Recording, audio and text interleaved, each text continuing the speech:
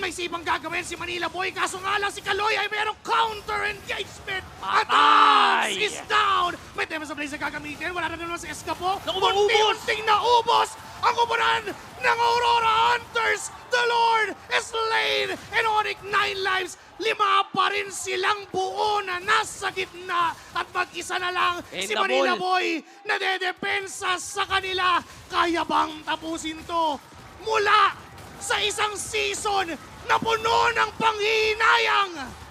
Sinong mag-aakala na sa ikalawang pagsalang, Patunay na buhay ay di na basta nasayang. patunay na kapag may sipag, tiyaga at determinasyon, Ngayong pangarap ay di na basta pangarap lamang. abot kamay ang tagumpay. Magpugay para sa kampiyon! Onyx 9 Lives!